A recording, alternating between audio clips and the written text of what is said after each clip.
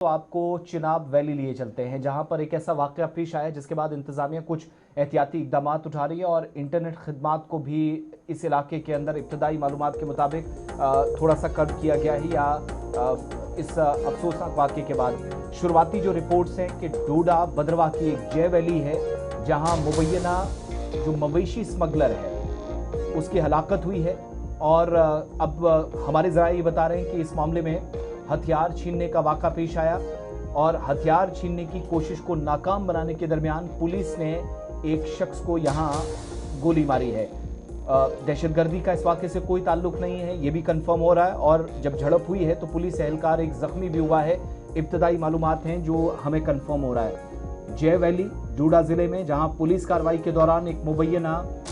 मवेशी स्मगलर हलाक हुआ है, एक पुलिस एहलकार शदीद जख्मी हुआ है और पुलिस के मुताबिक इस वाक़े का मिलिटेंसी से, दहशतगर्दी से कोई ताल्लुक नहीं है। पुलिस ज़राए इस बात की तस्दीक कर रही है कि ये जो पिछली रात गुजरी है दरमियानी शब जय वैली के इलाके में मुश्तबा नकलो हमल या सस्पिशियस मूवमेंट की इतलात मौसूल हुई थी और पुलिस टीम ने चंद अफराद को रोकने की कोशिश की। ज़राए ये भी बताते हैं कि इसी दौरान एक मुश्तबा शख्स ने मुबैना तौर पर पुलिस एहलकार का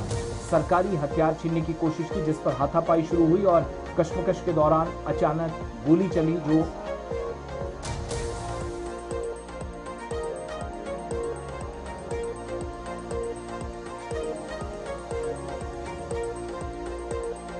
जो शख्स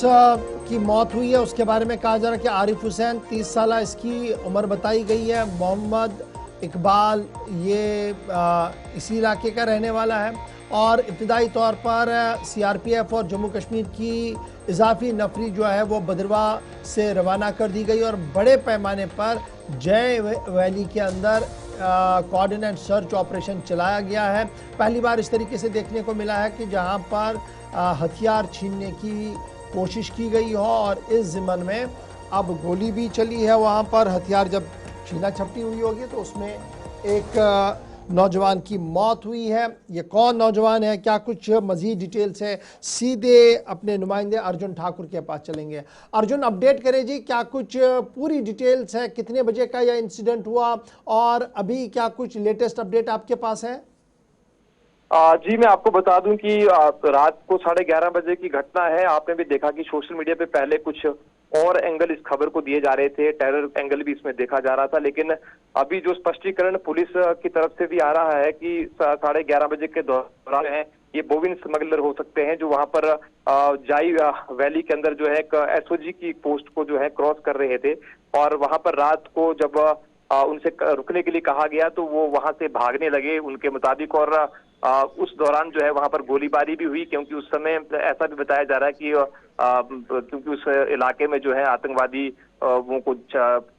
ढूंढने की भी कोशिश लगातार सेना द्वारा या SOG द्वारा की जा रही है। तो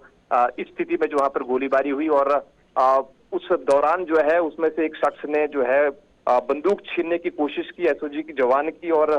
उस छीना झपटी के दौरान जो है गोलीबारी में जो है आरिफ नामक जो युवा है जो 30 वर्ष जिनकी उम्र है उनकी डेथ हो जाती है और 3 से 4 लोग ऐसा भी बताया जा रहा है कि जो वहां से भाग गए उस समय। और उसके बाद जो काफी माहौल गर्मा गया पूरे क्षेत्र के अंदर और आनंद फानंद में जो है सुबह के समय जो है पूरे जिला के अंदर जो है वो इंटरनेट की जो सुविधा है वो फिलहाल बंद कर दी गई और यही मालूमात अभी वहां से आ रही है कि